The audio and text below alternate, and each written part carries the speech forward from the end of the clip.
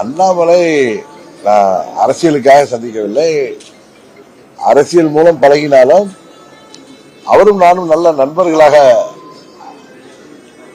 இருக்கின்ற காரணத்தினால் அவர் அன்றைக்கு கோயம்புத்தூர்ல நான் போயிருந்த நேரத்தில் அவர் அன்றைக்கு இருந்ததுனால அவரை சந்தித்து விட்டு வந்தார். அதுல நட்பு ரீதியான சந்திப்பு தான், வேற அதுல அரசியல் உறுதியாக இல்லை.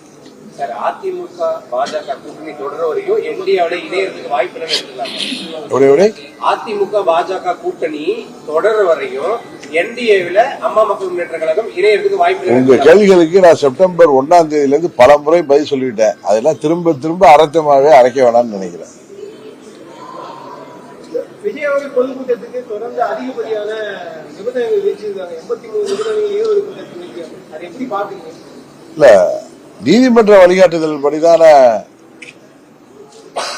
கூட்டங்கள் எல்லாம் நடத்துவதற்கு வழிகாட்டுதல் காமிச்சிருக்காங்க. அதன் அடிப்படையில் கேட்கின்ற நிபந்தனைகளை அன்றைக்கு நேற்று கூட தொலைக்காட்சியில நான் செய்தியில பார்த்தேன். அண்ணன் செங்கோட்டையன் அவர்கள் இன்னும் சில அவர்கள் நிபந்தனைகளை நிறைவேற்றுவதற்கு கால அவகாசம் தேவை என்பதால் அதை நிறைவேற்றிவிட்டு பிறகு கூட்டத்தை வைத்துக் கொள்வதாக சொன்னதாக செய்தியை பார்த்தேன். ஆளுங்கட்சியோட எதிர்கட்சியோட அழுத்தம் இருக்கா இந்த விஷயத்துல அப்படின்னு சொல்லும் போது அவரு இன்னொரு பாடலே பாடுறாரு. சொல்லத்தான் நினைக்கிறேன், சொல்ல முடியலங்க, சொல்லத்தான் நினைக்கிறேன், சொல்ல முடியலன்னு ஒரு பாடலே பாடுறாரு. அப்படி விஜய்க்கு அழுத்தம் கொடுக்கறதோ இல்ல எதிர்கட்சி ஆளுங்கட்சியோ அழுத்தம் கொடுக்கறது நீங்க எப்படி பாக்குறீங்க? அவர் பாட்டு பாடுறதுக்குலாம் எனக்கு அர்த்தம் தெரியாது. நீங்க அவர் தான் அதுக்கு சொல்லணும். எனக்கு அதை பற்றி ஒன்றும் தெரியாது.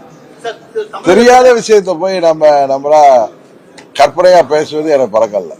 தமிழகத்தில் இந்து கோயில் இடிக்கிறதாக குற்றச்சாட்டு, அதே மாதிரி இந்து மதபாட்டு உரிமை தொடர்ந்து மறுக்கப்பட்டு வருவதாகவும் மற்ற மதங்களுக்கு தான் இந்த அரசு முன்னுரிமை அளிப்பதாக சொன்னாங்க. இந்துக்கள் தொடர்ந்து புறக்கணிக்கப்படுவதற்கு என்ன காரணம்? எங்க எந்த அரசாங்கத்துல? திருப்பரங்குன்றம் உட்பட சேலத்துல இந்து கோயில் இடிக்கப்பட்டது. இந்து கோயில்ல யாரு இடிச்சா? நீங்க போல மொட்டை தாத்தா குட்டையில விழுந்த மாதிரி கேள்வி கேட்டா நான் எப்படி பதில் சொல்ல முடியும்? அண்ணாமலையே சொல்லியிருக்காரு 125 இந்து கோயில் இடிக்கப்பட்டிருக்கு. அது இந்து கோயில்கள் யாரு இடிச்சா, எதற்காக இடிச்சிருக்காங்க? சேலத்துல திமுக கவுன்சிலரே ஒருத்தர் இடிச்சிருக்காரு. என்ன காரணத்துக்காக இடிச்சிருக்காரு? நுழைவாயில் வாஸ்து சரியில்லைன்னு சொல்லி அவரே இடிச்சிருக்காரு. அவர் அறங்காவலர் குழு தலைவரா இருக்கிறார். வாஸ்து சரியில்லைடா, எனக்கு இதை பத்தி ஒன்றும் தெரியாம நான் பதில் சொல்ல விரும்பல. ஏன்னா சாலைகளை அகலப்படுத்துறப்ப அங்க உள்ள கோயில்களை வேற வழி இல்லாமல் அங்க உள்ள மக்களுடைய ஒப்புதலோட வேற இடங்கள்ல கட்டி தருவார்கள், பார்த்திருக்கோம். பட் நீங்க சொல்ற விஷயம் எனக்கு பொதுவா இருக்கு. திருப்பரங்குன்றத்துல அந்த முருகன் பெயரை சொல்லி எந்த ஒரு அரசியல் இயக்கமோ இல்ல எந்த ஒரு அமைப்போ அதில் அரசியல் செய்வதன் மூலம் அங்கு அமைதியாக வாழ்கின்ற மதங்களை எல்லாம் கடந்து வாழ்கின்ற மக்களிடையேயும் இது போன்ற குழப்பம் விளைப்பதன் மூலம் தமிழ்நாடு முழுவதும் தேவையற்ற பிரச்சனைகளை உருவாக்குவதையும் அம்மா மக்கள் முன்னேற்ற கழகம் உட்பட அனைத்து கட்சிகளும் அமைப்புகளும் கவனத்தோடு செயல்பட வேண்டும் என்பதுதான் எங்களது வேண்டுகோள். இன்றைக்கு ஆரம்பிச்சிருக்காங்க.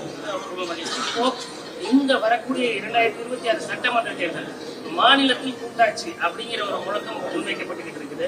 உங்களோட நிலைப்பாடு என்ன? ஏன்னா மாநில கூட்டாட்சிங்கிறத விஜய் மட்டும்தான் முன்னிறுத்திட்டு இருக்கிறாரு.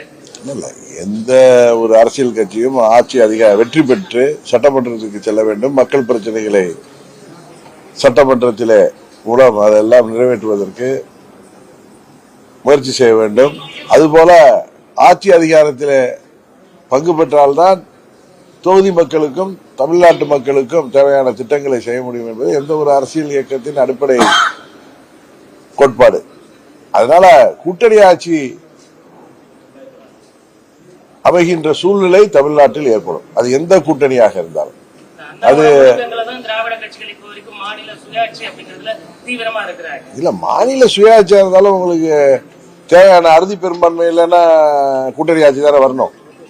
அதனால சொல்றேன்.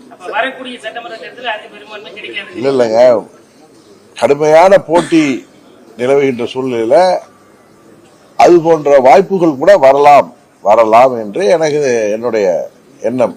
அவ்வளவுதான். சார், ஓபிஎஸோட தற்போதைய நிலைப்பாடு எப்படி பாக்குறீங்க? அந்த ஒருங்கிணைப்பு கழகமா மாற்றப்படுறது கூட சொல்லியிருந்தாரு டிசம்பர். ஆனா டெல்லி போயிட்டு வந்துட்டு நான் அந்த மாதிரி எதுவும் புதிய கழகமோ கட்சியோ இல்ல அப்படிங்கிற மாதிரி மறுக்கிறாரு. இப்ப அவரு கூட ஒவ்வொருத்தர் திமுக நோக்கி போறாங்க. இன்னைக்கு கூட வைத்திலிங்கம் வந்து தாவேக்க போறதா ஒரு தகவல் வெளியே இருக்கு. ஏற்கனவே ஒரு எம்எல்ஏ திமுக இணைஞ்சிருக்காரு. தொடர்ந்து அதிமுகவை மீட்கணும் அப்படிங்கிற முடிவு இருக்கு. ஓபிஎஸ் அவங்களோட செயல்பாடு முன்னுக்கு பின் முரணாவே இருக்கு. ஓபிஎஸ் செயல்பாடு அதை எப்படி பாக்குறீங்க? நீங்க அதை அவர்கிட்ட தான் கேட்கணும். என்கிட்ட போய் அதை கேட்ட தவறான இடத்துல போய் கேட்க கூடாதுல்ல. ஒருவருடைய நிலைப்பாடு செயல்பாடை பத்தி அவங்கள்ட்ட தான் கேட்கணும். அதை பற்றி உங்களுக்கு கருத்து என்ன? இன்னைக்கு சேலத்துல மழை பெய்யுது, நான் இப்ப தர்மபுரியில இருக்கிறப்ப அதை பற்றி உங்களுக்கு கருத்து என்னன்னு நான் கேட்க முடியாது. அது அந்த இன்னொரு கட்சியை பற்றியோ இன்னொருவர் பற்றியோ தேவையில்லாமல் நான் கருத்து சொல்வது நாகரிகமாக இருக்கு. முத்துராமலிங்க தேவர் நினைவு தினத்தை அனுசரிக்கும் போது எல்லாரும் சேர்ந்து மீட்போம் அப்படின்னு சொல்லியிருந்தீங்க. ஆனா அதுலயே உங்களுக்குள்ளார ஒரு ஒற்றுமையே இல்ல, ஒவ்வொரு நிலைப்பாடு எடுக்கிறீங்களா? அதனாலதான் இந்த கேள்வியை கேட்கலாம். இல்ல அம்மாவின் தொண்டர்கள் அனைவரும் ஓர் அணியில் இணைய வேண்டும் என்பதுதான் அம்மா மக்கள் முன்னேற்ற கழகத்தின் நிலைப்பாடு. அண்ணன் பன்னீர்செல்வத்தோட நிலைப்பாடு என்ன என்பது உங்களுக்கே தெரியும். அதாவது நாங்கள் எல்லாம் அம்மாவின் தொண்டர்கள் என்ற முறையில ஓர் அணியில் எல்லோரும் இணைய வேண்டும் என்பதுதான் எங்கள் நிலைப்பாடு. அதை நோக்கி தான் நான் பயணித்துக் கொண்டிருக்கிறேன். நான் அன்றைக்கு சொன்னதை தொலைக்காட்சி பேட்டியில் நீங்க பாத்தீங்கன்னா உறுதியாக நான் என்ன சொன்னேங்கிறது உங்களுக்கு தெரியும். அம்மாவோட விசுவாசியோ எம்ஜிஆரோட விசுவாசியோ இருந்தவங்க சட்டமன்ற உறுப்பினராகவோ இல்ல முன்னாள் அமைச்சராக இருந்தவங்க கூட இப்ப நீங்க அம்மாவோட ஒருங்கிணைக்க உங்களை நோக்கி வராம திமுகவை நோக்கியோ இல்ல தாவேகாவை நோக்கி தானே போறாங்க. அது அவங்களதான் கேட்கணும். நீங்க அப்புறம் உங்ககிட்ட ஒரு உறுதித்தன்மை இல்லைங்கிறதுனால போறாங்க. நீங்க அதை எப்படி வேணாலும் உங்களுடைய எண்ணத்திற்கு உங்களுடைய யோசனை உங்களுடைய நீங்க திங்க் பண்றதுக்கெல்லாம் நான் பதில் சொல்ல முடியாது. தமிழ்நாட்டுடைய சட்டம் ஒழுங்கு உங்களுக்கு திருப்தி அளிக்கும்? அமமுகவுக்கு திருப்தி அளிக்கிறது? அமமுகவிற்காக உங்களுக்கு திருப்தி அளிக்குதா? எங்களுக்கு திருப்தி அளிக்கிறது இல்ல, பொதுமக்கள் திருப்தி இல்லைன்னு சொல்றாங்க. தமிழ்நாட்டுல சட்டம் ஒழுங்கு சரியில்லை என்பதுதான் எல்லாருக்கும் தெரிஞ்ச விஷயம் தானே. அதனால உங்களுக்கு திருப்தி அளிக்குதா? நீங்க எதுக்காக என்னட்டு அந்த கேள்விகளே கேட்கறீங்கன்னு எனக்கு தெரியல. தமிழ்நாட்டில் சட்டம் ஒழுங்கு சரியில்லை, கொலை கொள்ளைகள் அதிகமாகிருக்கு முன்பை விட. அதற்கு முதல் காரணம் இந்த போதை மருந்து பழக்கத்தால கொலை கொள்ளைகள், பெண்களுக்கு பாதுகாப்பின்மை, பெண்களுக்கான கொடுமைகள் எல்லாம் அதிகமாயிருக்கு அப்படிங்கிறது தான் இன்றைக்கு தமிழ்நாட்டில் இருக்கிற நிலைமை. அதுதான் எங்கள் கருத்து. அதான். திமுக வீழ்த்துவதற்கு சட்டமன்றத்தில் என்ன விதமான யூகத்தை தேர்தலுக்கு இன்னும் 2 மாதங்கள் மேல் இருக்கு. கொஞ்சம் பொறுமையா இருங்க.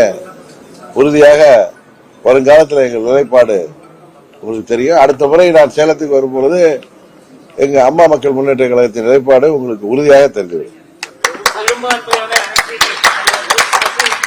அரசியல் விமர்சகர்கள் திமுகவுக்கும் தாவேகாவுக்கும் இந்த தேர்தலில் போட்டிக்கிற ஒரு கருத்தை வச்சிருக்காங்க. உங்களோட பார்வையில் எப்படி? இல்ல தாவேகா தலைமையில் நான் பல முறை சொல்றத நீங்க அதை ஒரு பாதியை புரிஞ்சுக்கிறீங்க, ஒரு பாதியை புரியல. நிறைய சொல்றேன். தாவேகா தலைமையில ஒரு வலிமையான கூட்டணி அமைந்தால் அது திமுக கூட்டணிக்கு கடுமையான போட்டியாக இருக்கும் அப்படின்னு நான் சொல்றேன். அந்த கூட்டணியில நீங்க அங்கம் இல்ல நான் எந்த கூட்டணியில் அங்க வகிப்பேங்கிறத பற்றி இன்னும் எந்த முடிவும் எடுக்கவில்லை. சில கட்சிகள் தங்கள் கூட்டணிக்கு நாங்கள் வர வேண்டும் என்று எங்களோடு பேசி வருவது உண்மை. அதை பற்றி நாங்கள் இன்னும் எந்த முடிவுக்கும் வரவில்லை. முடிவு எடுத்த பிறகு வெளிப்படையாக உங்கள் எல்லோருக்கும் தெரிந்துவிடும்.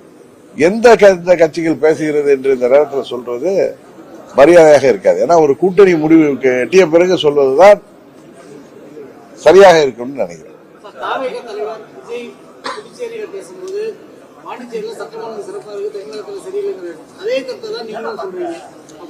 பாண்டிச்சேரியில சரியா இருக்குன்னு அவருடைய கருத்தா இருக்கலாம். பாண்டிச்சேரினா என்னுடைய ஃபார்ம் ஹவுஸ் பாண்டிச்சேரி அருகில தான், ஆரோவில்ல தான் இருக்கு.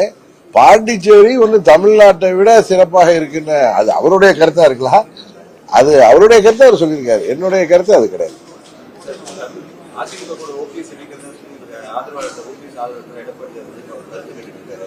எப்படி எப்படி எப்படி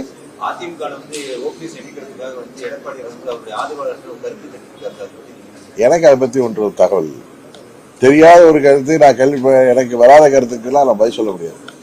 இந்த பொதுக்குழு எப்படி சார் பாக்குறீங்க? இன்னைக்கு நடக்குது அதிமுக என்ன ஒரு எந்த கட்சி ஆண்டுக்கு ஒரு முறையாவது பொதுக்குழு நடத்திட வேண்டும் என்பது தேர்தல் ஆணையத்தின் விதிமுறை. இப்ப எங்க அம்மா மக்கள் முன்னேற்ற கழகத்தின் பொதுக்குழு கூட ஜனவரி 5ஆம் தேதி தஞ்சை மாநகரில் நடக்க இருக்கிறது. ஆண்டுக்கு ஒரு முறை செயற்குழு பொதுக்குழு அவசியம் கூட்டப்பட வேண்டும் என்பதுதான் தேர்தல் ஆணையத்தின் விதிமுறை. நீங்க ஒரு தனி கட்சி தொடங்கி இருந்தாலும் கூட அதிமுக மீட்டெடுக்கணும் அப்படிங்கிறது உங்களோட விருப்பமாக இருந்தது. இப்ப அதிமுக எந்த பாதையில போயிட்டு நினைக்கிறீங்க? சட்டமன்ற தேர்தலும் நெருங்கிடுச்சு. அங்கிருந்து பல மாற்று கட்சி எதுக்கு நான் இதை பத்தி தொடர்ந்து பல வருடங்களாக, அது குறிப்பா கடந்த 3 வருடங்களாக அதை பற்றியே பேசி பேசி பல பிரச்சனைகள் திசை திருப்பப்படுவதாக நான் நினைக்கிறேன். அதனால நான் ஏற்கனவே சொல்லியிருக்கேன், திரும்ப திரும்ப அதையே பேச வேண்டாம், அது எனக்கு போர் அடிக்குதுன்னு சொல்றேன். நேத்து விஜய் வந்துட்டு புதுச்சேரியில ரேஷன் கடைகள் இல்ல அப்படின்னு தவறான குற்றச்சாட்டு வச்சதா அவங்க அரசு சொல்லியிருக்காங்க. அங்க ரேஷன் கடைகள் இருக்குங்கிற பட்சத்துல அது தவறான குற்றச்சாட்டு தான். அவருக்கு யாரும் தவறான தகவல்களை யாரும் கொடுத்திருக்கலாம். இன்னொரு கட்சி தலைவர் பேச்சோ இன்னொரு கட்சியின் நடவடிக்கையோ பற்றியோ நாம் தேவையில்லாமல் விமர்சிக்க வேண்டாம் என்பதுதான் எங்கள் கருத்து. ஏன்னா எங்களை யாராவது விமர்சித்தால்தான் அவர்களுக்கு பதில் விமர்சனம் சொல்ல முடியும். மற்றபடி தமிழ்நாட்டில் உள்ள எந்த கட்சி மீதும் எங்களுக்கு பயம் இல்லை, எந்த கட்சி மீதும் பொறாமை இல்லை. அதனால அம்மா மக்கள் முன்னேற்ற கழகத்தை பற்றியோ அதில் உள்ள நிர்வாகிகளை பற்றியோ யாராவது விமர்சனம் செய்தால் அதற்கு எதிர் விமர்சனம் செய்யலாமே தவிர, இன்னொருவர் ஏன் பச்சை சட்டை போட்டிருக்காரு, இன்னொருத்தர் ஏன் மஞ்சள் சட்டை போட்டிருக்காருன்னு கேட்டா, இன்னொருத்தர் ஏன் வேஷ்டி கட்டில பேண்ட் போட்டிருக்காருன்னு கேட்டா அதுக்கெல்லாம் நான் பதில் சொல்ல முடியாது. அவர்களோட விருப்பம். சட்டமன்ற தேர்தலில் சசிகலா அவர்களோட நிலைப்பாடு எப்படி இருக்கு? நீங்க ஏதாவது பேசி சந்திச்சு பேச வாய்ப்பு இருக்கா? அவங்களுடைய நிலைப்பாடு என்பது அவங்களே சொல்லுவாங்க.